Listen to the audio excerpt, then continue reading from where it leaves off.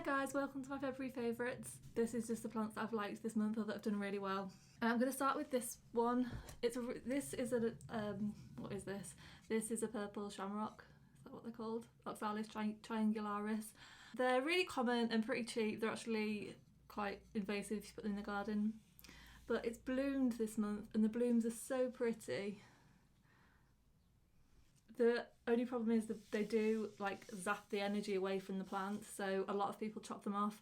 I don't. What I do is I put the plant outside for maybe like 20 minutes when it's warmest, and that really spurs the growth on like incredibly.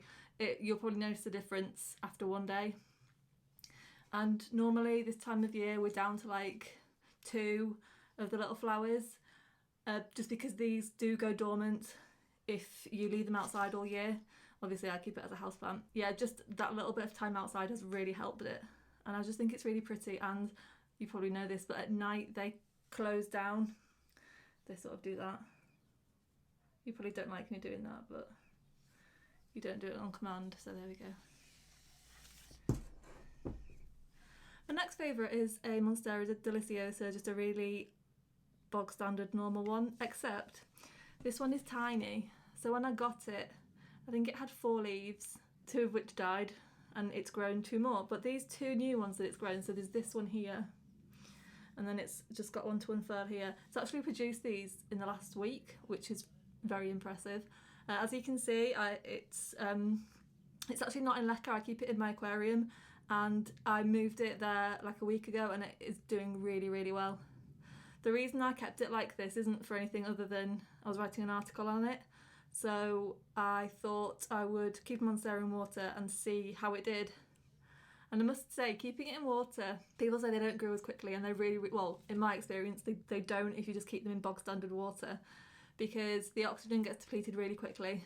They grow really quickly, so obviously they go through oxygen. I'm also not the best at remembering to change the water. You can see it's like got green roots just because they're covered in algae.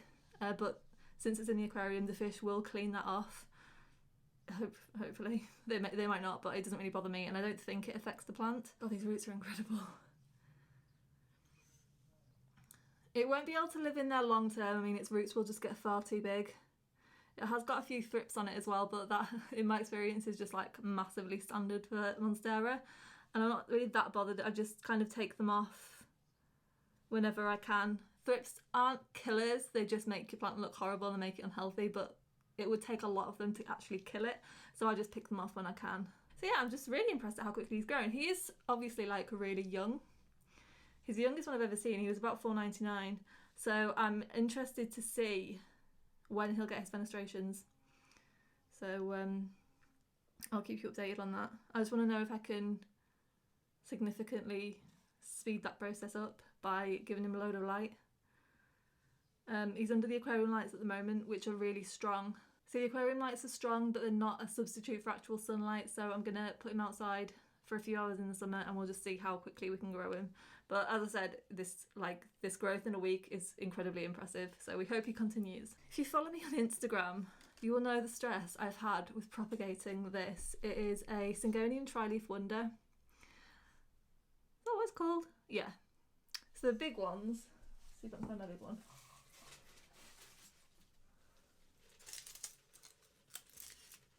The big ones look like this. They've got really cute like little lobes on the leaves. And mine had a terrible time last year. It got spider mites and thrips. So I thought I'll propagate it just in case. It lost a load of growth and I wanted to make a full plant and grow it up something. So I thought I'd propagate it. This was months ago. I mean, we're probably talking like 8 months. And this growth has come in maybe the last month. It just refused to do anything for so long, but it never rotted. This is about the size, well, the cutting was longer, but I've chopped it off just because this is where the root came from, so this was kind of superfluous. But it's just come on leaps and bounds, and I don't know why it was so slow, why it did literally nothing for months, and then all of a sudden it grew. I mean, you can see it's grown, it's got 3 growth points. It's growing another leaf here, and then there's more coming on these ones, but also, see what find it. There looks to be another growth point coming here. So yeah, I'm just really impressed with how it's done. I have had it in the aquarium, but I've had it in the aquarium most of the time. So it wasn't that, I don't know what it was doing. I don't know what's changed. If it got excited for Christmas, I really don't know, but it's done well. What is interesting though is these leaves do not look like they're supposed to. I mean, this one's the best one. I don't know what this is. I'm not really that bothered. Like, sometimes it does take a while for them to sort of learn what they're supposed to look like. But yeah, he's done really well. The only problem is I love growing plants and propagations in the aquarium, but it's almost impossible to keep them, because I have to keep these above the water, otherwise they'll just rot. But doing that is quite hard, whilst also keeping the root in the water, because I want to keep this root and this root in the water. So yeah, it's not the easiest, but it is worth it. If you have an aquarium, definitely try putting your plants in it. We have an honourable shout out to my Calathea Zabrina. And you might not think that's a very impressive plant, and she's not. But sometime last year, I'm not entirely sure when, I had to cut it right back. I mean, you can see here, I've had to cut all the leaves off because she got really, really, really badly infested with thrips and spider mites, and I've actually washed a few thrips off her now. They are renowned for getting them, and thrips are really hard to completely get rid of. I've abandoned the idea that I'll be pest free. I just sort of wipe them off when I see them. I just got sick of cleaning her. She wouldn't get rid of them, and she was just passing them on to everybody else. She looked okay. Some of the leaves looked a little bit yellowed and crispy at the edges, but she was still growing absolutely fine. But I just got sick of it. So I chopped all the leaves back, and it took her a while to start growing again. So I think there was originally 4 plants in here, and only 2 have started growing again, and that's fine. At some point I might try her in leca, just because she is so prone to thrips. It's so much easier to deal with plants that aren't in soil, whether they're in water, whether they're in leca, whether they're in pond. They're just so much easier to deal with, because you can either take them all out, like take the whole plant out and rinse it under the tap, or you can just sort of hold the leca still with your hand. I mean, you could cling film it, but I just sort of hold it in and just rinse the whole plant, and that is the easiest way. The problem with using pesticides is, to be really efficient, you have to wash your plant like really often, and you can end up doing damage to your plants with the pesticides. Neem oil's okay, but even that, if you're not diluting it a lot, it can damage your plants. Oil as well, if you're using horticultural oils, they're not damaging in themselves, but if the sun shines on them, they burn. So I prefer just rinsing plants in water, but you end up with waterlogged soil, and it's too much for the plants. So yeah, she's definitely going to go into leca, just because I know it's not her fault, but I know thrips love her. It's just something about the velvety Calathea that they love. But the good thing is, and I've got the same thing with my Velvet Touch, whilst they get pests, it doesn't kill them. They're just carriers. It's annoying, but they're pretty, so I'm not that bothered. Talking about cutting all the leaves off Calathea, well, this isn't a Calathea, it was, back in the day, a Stramanthe. And I thought this was a goner, although the roots are doing alright. I had to cut all the leaves off, and I always keep, when I cut all the leaves off, it's a last resort, and I always keep my plants just in case they're not dead.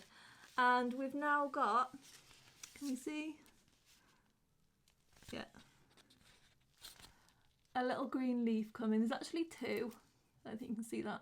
But yeah, I've got high hopes for her. Again, she might go into leca, just because Stramanthe are even more resilient to pests than Calathea, because Calathea aren't really, it's just these ones tend to be. But they're not as, you can get rid of them. Unlike that Zabrina, when that's just what she's like, that's what she'll be like her whole life. As you can tell, I had quite a big thrips and spider mite infestation last year. It was really hot, and I think that's what helped. I got rid of the thrips, the majority of them. I bought a load of ladybird larvae, and they got rid of that. Was a really effective way.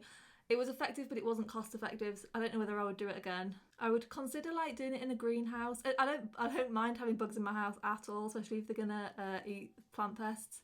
But I don't like the idea of releasing a load of bugs into my house then them eventually having to starve to death because they've done such a good job. That just doesn't sit well with me, so I'm gonna probably buy some ladybirds or just collect some outside, and then we'll take my plants outside and we'll do it that way. I don't know if that'll work, but you know, surely if I've got enough bugs, the ladybirds will want to be there. So that is, oh no, I've got one more. This one is doing really well. This is another victim of the thrips infestation.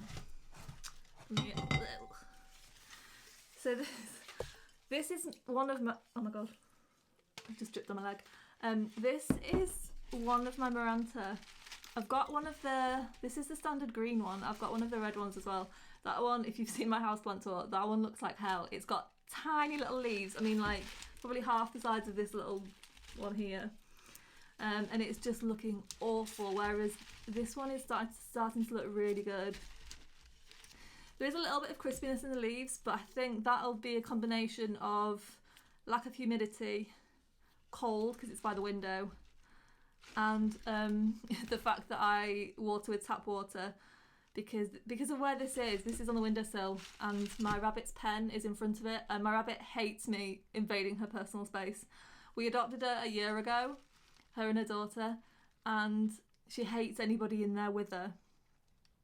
So I don't go in very often, so I just kind of chuck water in, and I need to get better at that.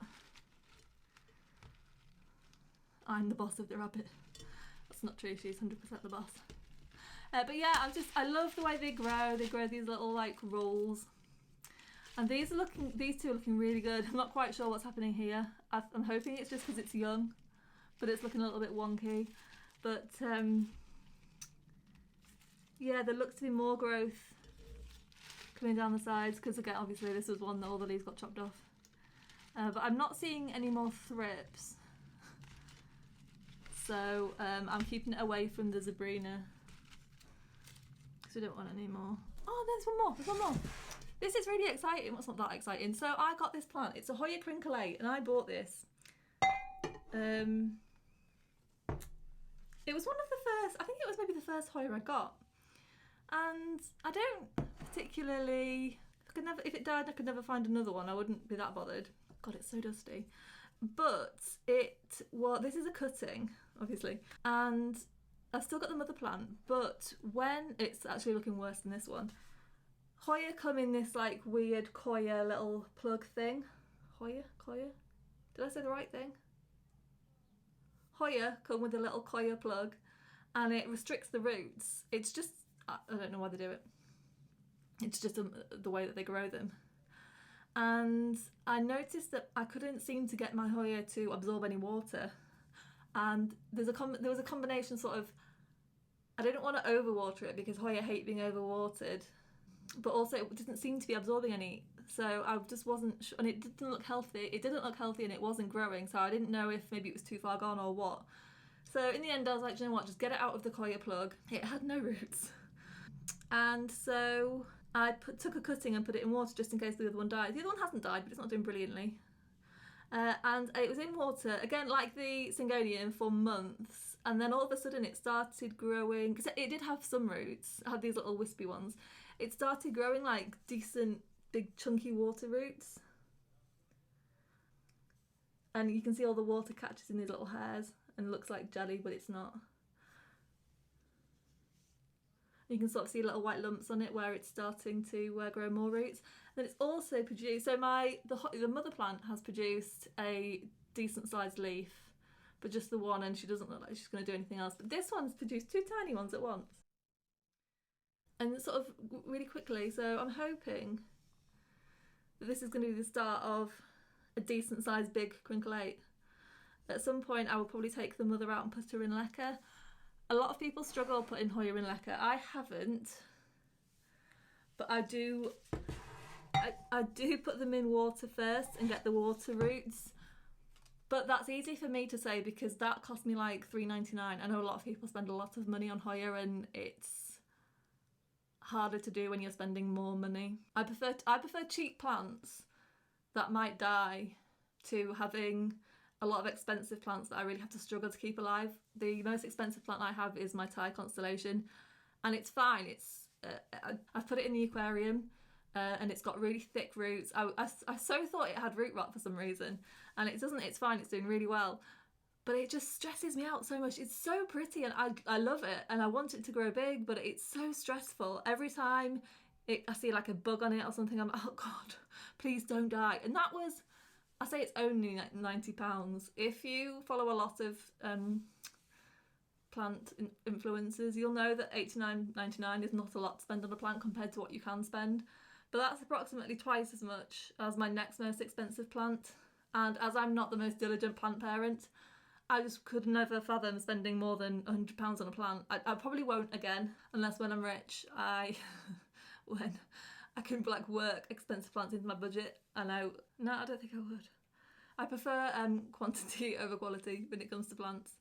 I'm just as happy with like my £5 purple shamrock than with like a big fancy, I can't think of any expensive plants, but something like a Spiritus Sancti, like I would never, if I was going to spend like £1,000 or more on a plant, it would have to 100% take care of itself with no influence from me. Right, I've started to ramble about crap, so I'm going to go now. Right, tomorrow's video will be all about growing plants in water actually, just because a lot of people ask, so that's what we're going to do. Okay, right, thanks for watching, bye.